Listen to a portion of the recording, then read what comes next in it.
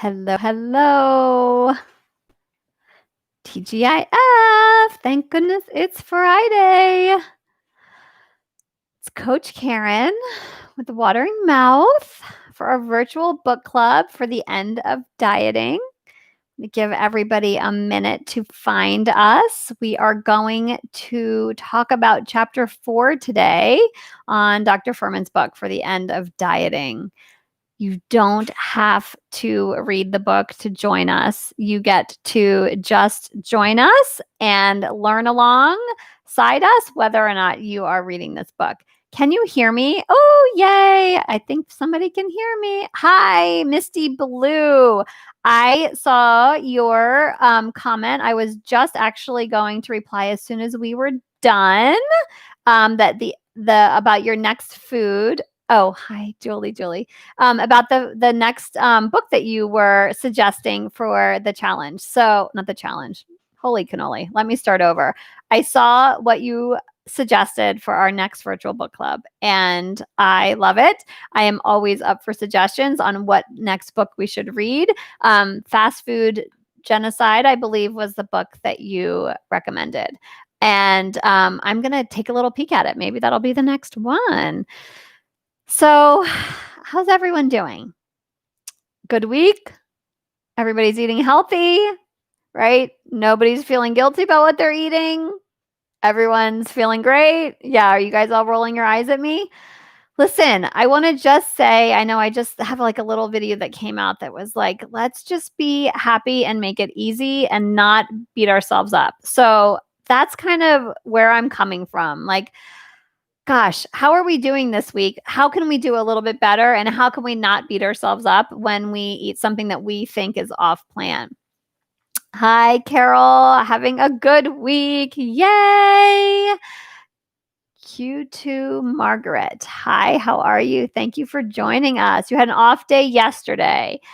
Gosh, even I was just talking to a client about this yesterday. Even look at that thought. I had an off day. Like, that's just like, it's not even true, right? Like maybe you ate something that you hadn't planned eating, but let's reframe it. And I'm so happy that you were like, it's okay. Overall, I'm happy. Like one choice of food that wasn't on my plan does not make a bad day, a bad person at all. And all we do is take the next best step. That's all it's about ever. Like, what is the next best step I can take on my journey to health? So, how did you like this chapter?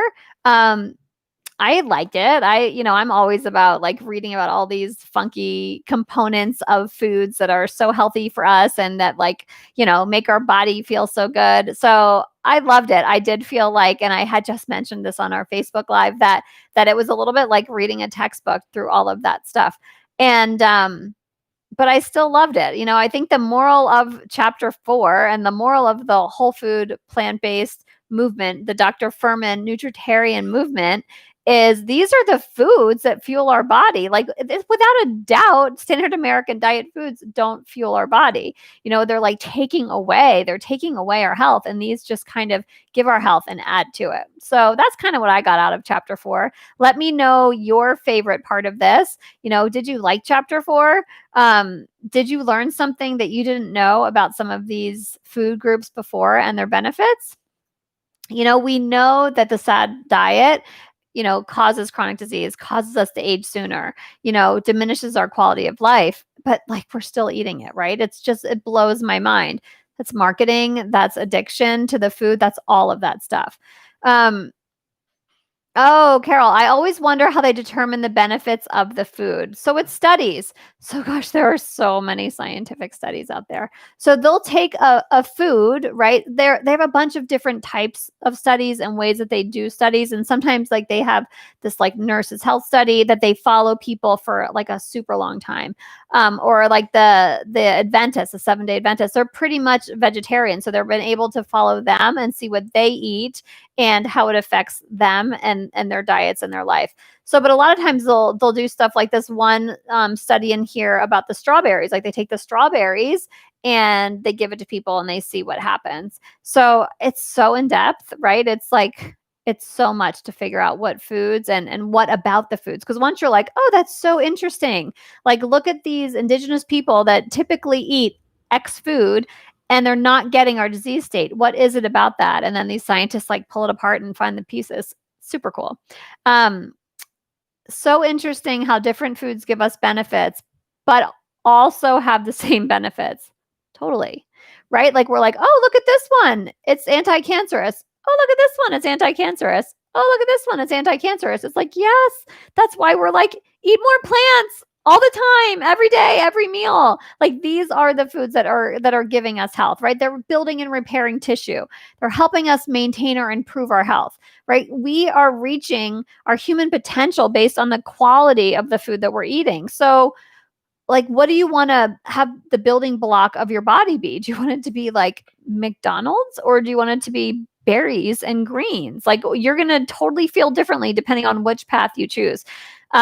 If you've ever seen it, and I did it many, many years ago, like the fast food hamburger, like you could actually go to like, the name that I just mentioned, like the one that we should not speak about, and grab one of their hamburgers and fries, and literally it won't get mold on it for, I don't even know, ever. It'll like look exactly the same in months. It's insane, not healthy.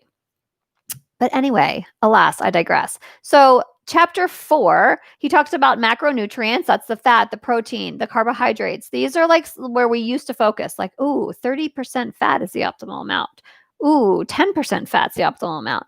And what he's saying is like, focus on the micronutrients. Like we can't focus on the macronutrients other than that's where we really overeat, right? We know if we eat too much protein, fat, carbohydrates, we're going to gain weight. Water is also a macronutrient, doesn't have calories, so we're kind of ignoring it. This is hot water right now. Yeah, right? So gross about that hamburger that it looks exactly the same, and yet we eat it and put it in our bodies. I'm right there with you.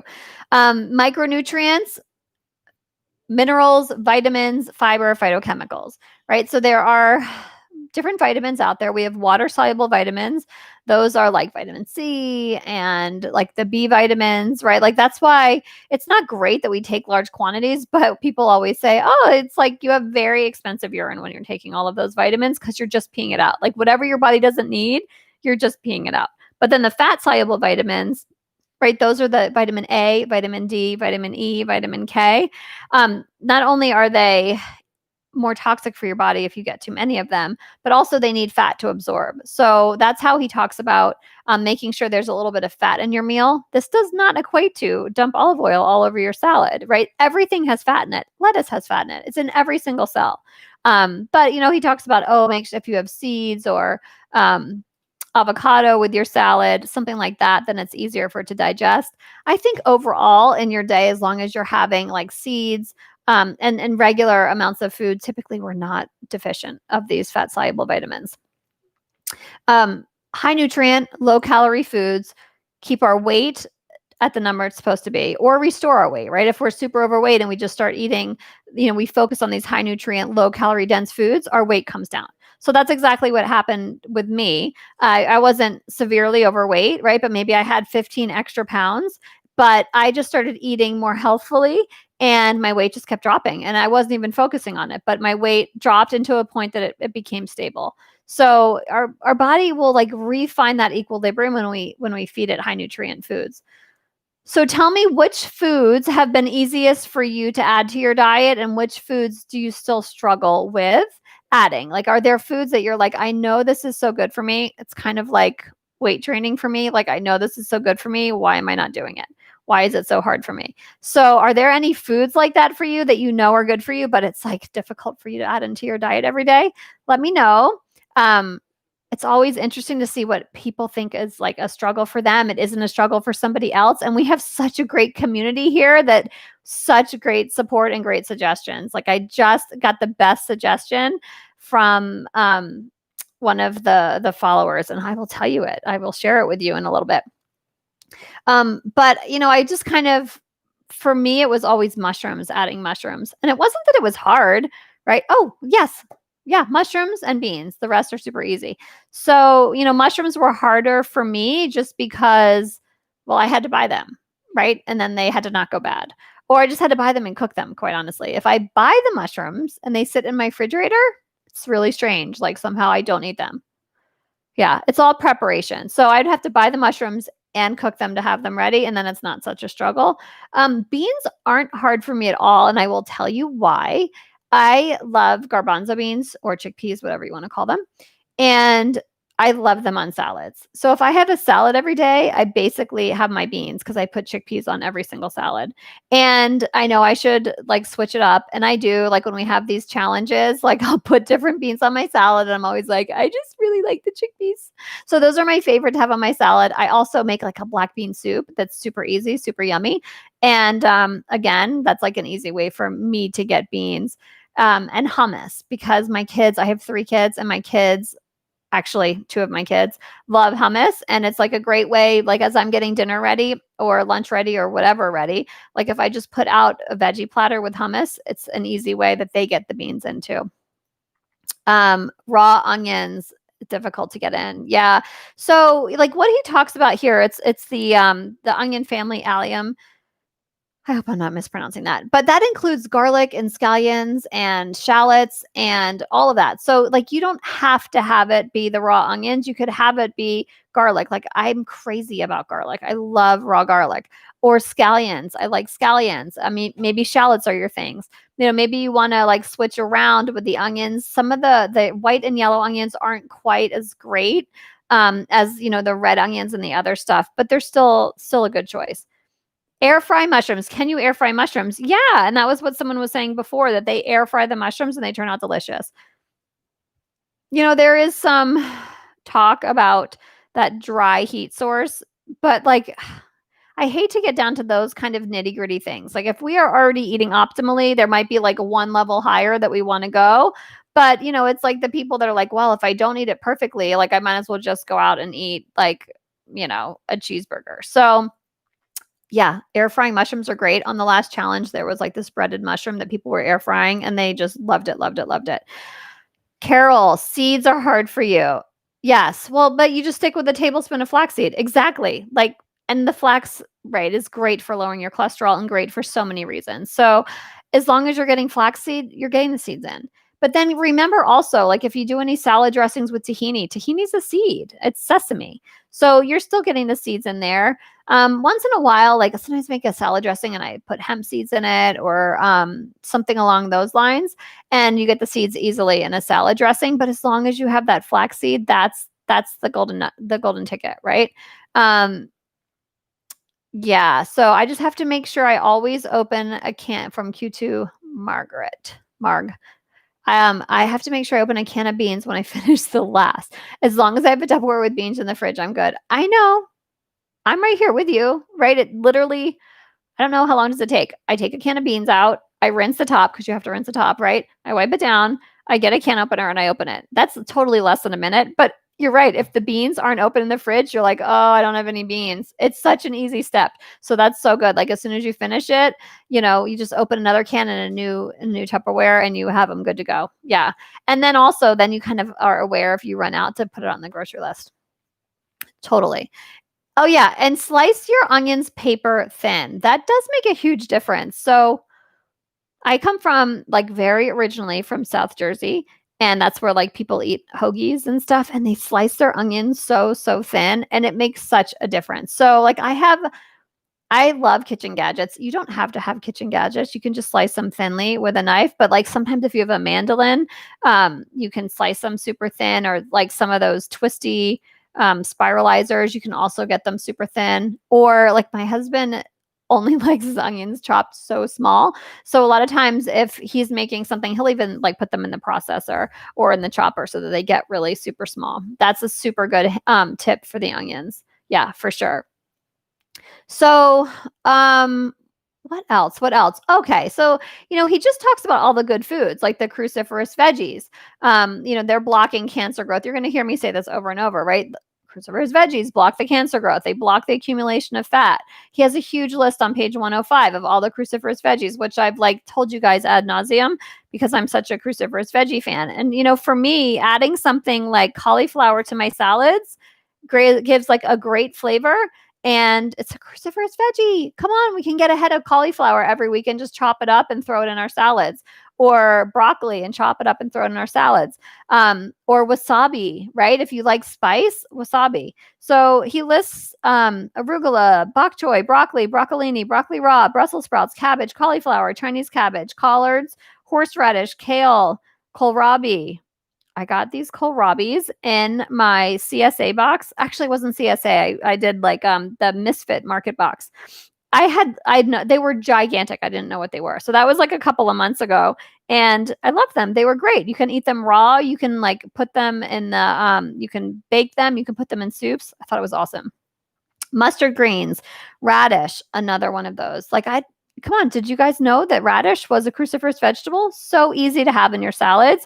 Also, people say like, oh, I hate radish. It's too much. So try to saute them or steam them or put them in soups, completely different flavor.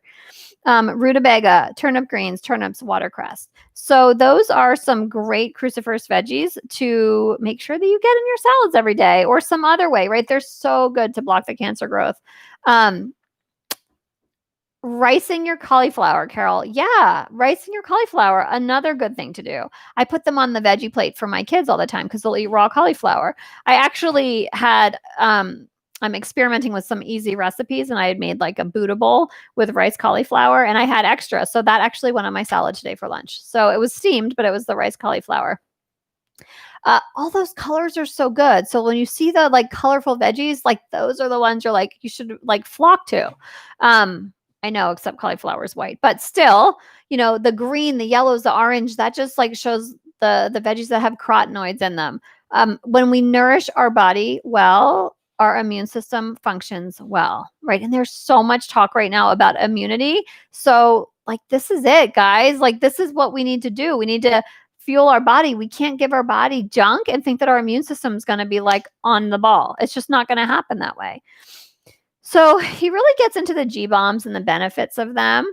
Anything surprise you? Let me know. Like, what surprised you with the G-bombs? And do you get the G-bombs in every day, or do you kind of look at it like over a week? Like, okay, am I getting enough of these? It's very interesting for me to, hear about that. I have like an app that's Dr. Greger's app, and it checks off foods as well. And, that's really interesting too. It's like, it doesn't have to be perfect. It's like, where are you today? And how many more can you do for tomorrow? Like, that's all it's about. So the greens, right? Greens, beans, onions, mushrooms, berries. So the greens, anti-cancer, good for your vision, lower diabetes risk. That's super easy. A salad every day. You get your greens. You don't want to have a salad? Some people like have smoothies, or some people actually like have savory breakfast. That's a huge thing with different countries, right? Like having maybe miso soup in the morning. In some of these countries with like some greens, it's a totally different start. In the United States, it seems like we start our day with dessert. Like we start and we end our day with dessert, right? Like sugared cereal or like something with syrup all over it. That's like so much sweetness. So try that. Like, what is it like to have a savory breakfast? If you have savory breakfast, tell me, what is your favorite savory breakfast? I'm like a big, I never loved breakfast food. So even as like a young child or a young adult, or however old I was when I was still living at home, if we would go out to eat, like for breakfast, I would see if I could order lunch. Like that was just always my thing. I just didn't even want to deal with lunch at the restaurant or breakfast at the restaurants. Beans, right? So healthy. Beans are like the scrub brush of our intestines. Like if you could imagine, like that's what they're doing. They're cleaning. And I was talking about, Dr. Furman says beans and greens is the diabetes diet to like get rid of diabetes, because the studies show when you take the standard American diet and you switch it up from refined stuff into whole grains, like the diabetes improves. But if you take the whole grains and you switch that up with beans, he was saying how there's even a more benefit right there. Tofu scramble. I want to know how you make that tofu scramble, Misty Blue. I've done it too. I actually make this really good, and I lost the recipe. Tofu fried rice, and it wasn't with rice. I think it was with rice cauliflower and tofu, and it was super yummy. So yeah, tell me how you do your tofu scramble. I'm always into, trying new recipes, especially if they're easy. If it's an easy tofu scramble, I'm all in.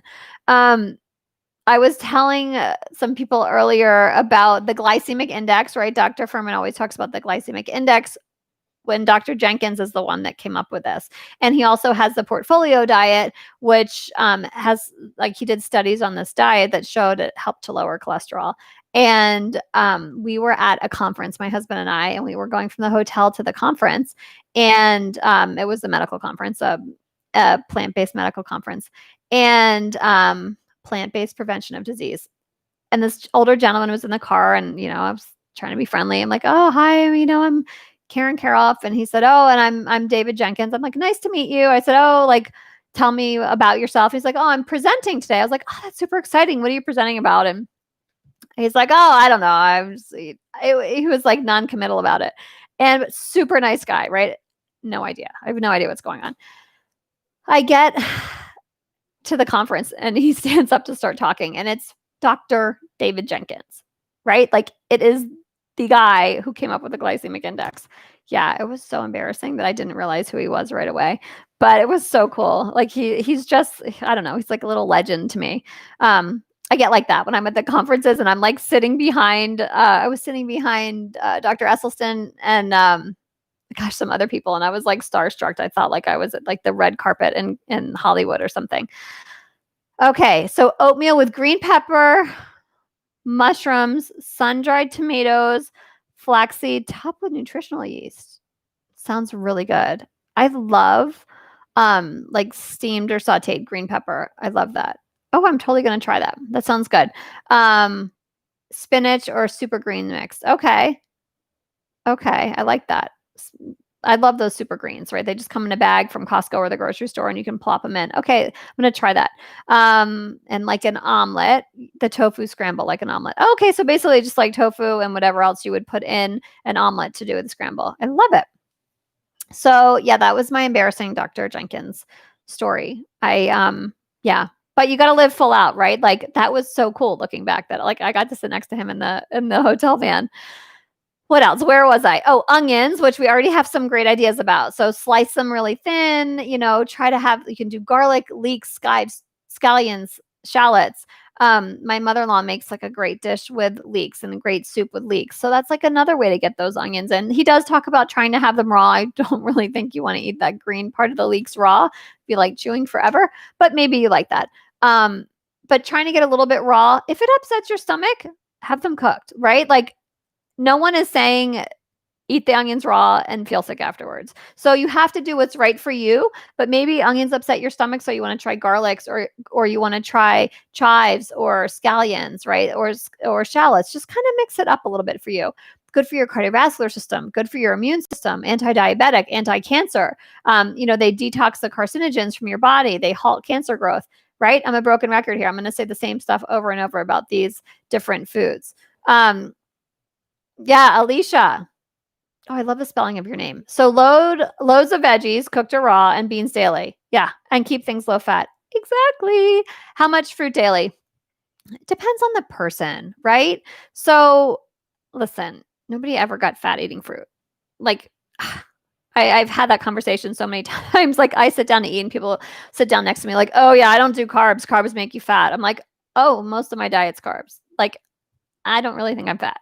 So, how much fruit? Like, how does it work for you? Like, try to get those berries in. We're going to hit those next. Like, those are the fruits that you want to make sure you're getting every single day. I wouldn't limit it until you have an issue to limit it. If you're like on a rapid weight loss and you want to lose weight as quickly as possible, then yeah, maybe you just want to stick with 2 or 3 servings a day of fruit.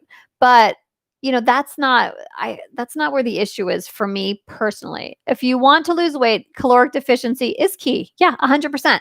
But think about, like, if you have a oil, right? And the average American eats between 400 and 600 calories a day in oil, right? 1 tablespoon of oil is 120 calories, right? I think I'm right there. So like the average American is doing that, 400 to 600 calories in oil. So if you took all the oil out of your diet, all of it, how much fruit could you have? And here's the thing, oil digested right away, right into your bloodstream, right into storage. Berries takes your body a while to digest, right? All of that stuff. And so you're not digesting and you're not storing it like you're storing the oil. So You want to create a caloric deficiency 100%. So you want to focus on the lower calorie dense foods that are high in nutrients, right? All of these plants. You don't want to go overboard on the nuts and seeds at all because those are super calorie dense. So a couple servings, right? Like that would be perfect. Okay, and Carol's smoothie is celery, green pepper, carrots. I think you have a Vitamix or one of those high speed blenders if you're doing carrots. Greens, berries, flax, and a small banana. Not too sweet. You can smell the green pepper. Sounds so good. So yeah, like I'm not a sweet. I mean, don't get me wrong. I am a sweets person, but I'm not like a sweets person with like the smoothies and stuff. Like I never want to put dates and all of that stuff in there. And if it's a banana, I'm never putting a big banana in. I'm putting like a tiny banana because I want more of that savory. It's basically your smoothies are supposed to be like a salad in a jar, right? It's not supposed to be like this dessert thing that we're having. And drinking the smoothie over a period of time, right? If you're sucking it in right away, 5 minutes and your smoothie's done, or you're maybe even less than 5 minutes, then it's going right into your bloodstream. You want to even it out. Like take a while to drink that smoothie. I love that smoothie recipe. I'm going to come back and take a picture of that later. And I'm out of celery, so I'm going to need celery. So onions, great. Mushrooms, awesome. And what I learned, chapter 4, about mushrooms, they are a natural recycler in the ecosystem. That's what they do. So they break down fallen trees and they detox the like forest environment. How cool is that? They're like the goat of the forest, right? Like when I learned that goats, like that they put goats on land to like eat the trash and clear land, I thought that was the coolest thing. Basically, mushrooms are like the goats of the forest. So they're recycling of the trees and stuff. So I thought that was really cool. Just how they detox the environment. They detox our bodies. So they enhance our immune system. They're anti-tumor agents, right? They're like taking away from the tumors. They help lower your blood sugar. They help block your fat disposition. So like they don't let you deposit so much fat. Super cool, right? And you don't need tons and tons of mushrooms. I know in chapter 4, he was talking about like maybe one button mushroom a day with one of the studies. Like that was the equivalent of how much they had. And I think I've talked about this before, but my husband grew up picking cantorelles in Denmark, in the forests in Denmark. So whenever we go walking in the forest, he's always looking for those they're like an orangey yellow mushroom. And I'm such a rule follower and a scaredy cat, and I don't know too much about mushrooms. So I'm always nervous. Like, God forbid I pick the wrong mushroom and I get sick, or I don't know, it's like some type of drug. So I'm always crazy careful when he's picking that mushroom. But yeah, mushrooms are super cool, and to try to have them in our diet. And they don't have to be the fancy mushrooms. Like they can just be those white button mushrooms. So here is where I would talk about what this other follower said about mushrooms, which I thought was so good. And maybe you guys are doing it. But what she said was she buys the mushrooms already sliced and freezes them. I mean, in my mind, I'm like imagining freezing them like on a platter or a plate or something, so they're not all clumped together. And then she can just take out a handful at a time, and she'll either stick them in the oven, in the air fryer, in soups and stews, all that stuff. So it was an easy way, because I was saying how sometimes for me, for mushrooms, like I buy them and then like I wait, and then they're slimy and then I can't eat them. So that was like an easy way of getting them. And if you don't have time to cook them right away, then freezing them and taking them out. So I thought that was great. Try to cook those mushrooms if you can. Berries, right? That's the second B and G bombs. Some of the highest antioxidant foods out there, right? They slow your cancer growth. Eat berries. That's all I have to say. Fresh, frozen, just eat the berries. So if you have oatmeal, put blueberries in it. If you have a smoothie, put blueberries or berries, right? If you want to have it, I have like nice cream, especially for my kids, right? You put a banana and like some blueberries, and maybe I would put a date in there, and you're getting your berries in, you're getting your antioxidants from them. Super, super helpful. Yeah, you guys are saying that you love that frozen mushroom idea. Yeah, right? It was so good. I'm like, gosh, she's on it. Alicia asking about bowel movements. What about frequency? So yeah, right. Like, but it's also dependent on you. But if you read some of the doctors, what they're saying, it's like you don't want to go days and days and days without having a bowel movement, 100%. And I would argue that if you're eating plant-based like this, that's probably not going to be so much of an issue for you. Seeds, right? Seeds, super important. He always has those in there. I'm a big proponent of flax seeds. I have flaxseed every day. I say that that's part of what helped me lower my cholesterol, those flax seeds. High in lignans. He has on page 119, he talks about the different seeds and their lignan content and also their omega-3 content. And flax seeds beat everybody out with lignans. Flax seeds though, right? Not the flax oil.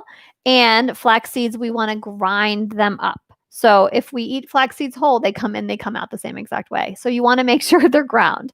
But there are tons of seeds that you can eat. You can sprinkle them on your salads. You can put them in your oatmeal. You can put them in your smoothies. You can make salad dressings with them. Super easy. You don't have to overdo it, right? You don't need tons and tons of them. They are high in fat, but they're come like packaged. So once again, it's not like the oil like going right into your system. It's packaged up. So like it takes your body more time to digest it. And it's not just getting the omega-3 fats.